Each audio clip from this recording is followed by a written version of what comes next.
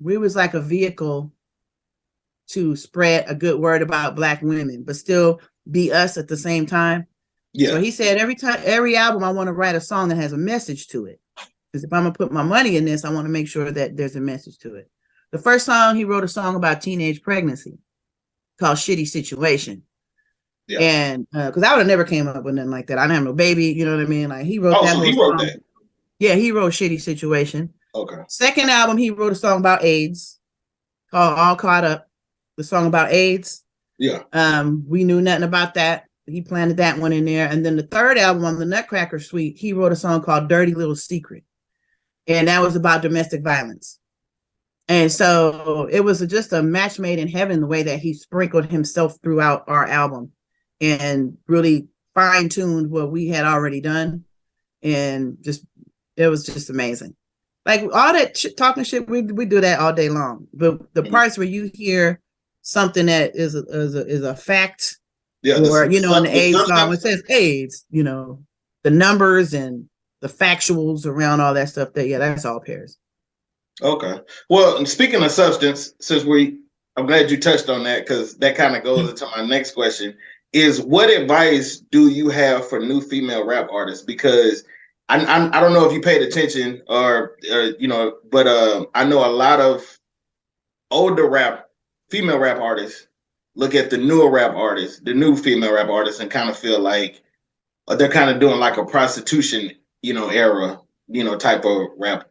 And you know, it's a little bit on the, I mean, you like, you know, you had artists like Kaya, you know, and Lil Kim. Yeah, we had them, right? So you had artists back then that had vulgar, you know, type of rap. It's not like what the newer ones are doing is just like, oh my God. I think it's just more about the content and the disrespect of, I won't say disrespect. See, there's a fine line. I'm not one of those bitter. It's like a lot of MCs that are my age, they're bitter. You know, we didn't make that much money. We didn't It's not about that. Mm-hmm. But for me, first of all, I'm excited as hell that there's women are like 10 of them on the top charts right now doing what they're doing. Mm-hmm. But I'm more concerned about the mental health of these women. Okay. Like this is what they know. So it's not like they saying we're gonna fuck everything up. This is what they're growing up in. So I think the problem for me is beyond the music. They doing what is popping for them. Okay. I mean, there's no more surprises in what your body, you know, ass and your titties look like no more. Like, you know, it's not even exciting anymore. Niggas don't care. You done messed it up for all of us. You know what I'm saying? So, but at the same time, it's just like, I'm real proud of it. And a lot of them can spit. You know what I'm saying? I love Lil Kayla. I don't know if you heard of her, but Lil Kayla is from the Bay. This girl she's like a little female Too Short, but that little girl, she talks shit. I like them. I like them with the attitudes. It's just talk about something other than bags and all it. Stop looking alike. All y'all look alike. Everybody look alike. I'm having that problem with the male rappers too. Nobody sounded alike. Nobody looked alike. We all was different. And that's what's missing, in my opinion. They all have the same rap. Period. You know, like it's just the same thing. And it's not a bad thing, because, you know, I enjoy some of it. You know, some of it I don't like, some of it I do like. But I'm worried about my granddaughter that I just had. You know what I'm saying? So, like, what's she going to be looking up to?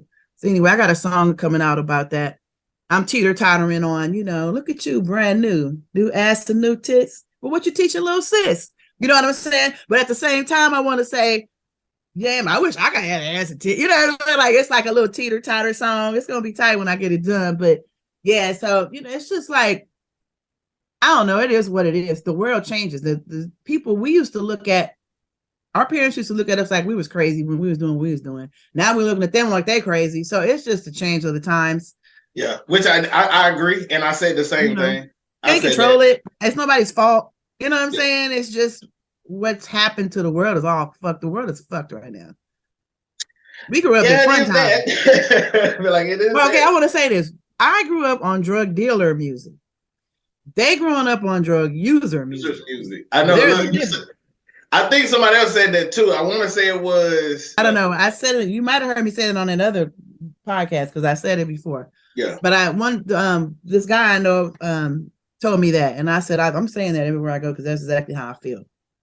But that's the difference. You know, I'm proud of all the women. I ain't gonna name who I like and who I don't. There's so many of them. I think they can all flow though. That's the good part. I remember back in the day, some of them would come out with them squeaky voices. Be like, but now they got the strong voices and they know how to deliver. But where's that word at? Right there. Right there. Yep, That's there it. you go. Yeah.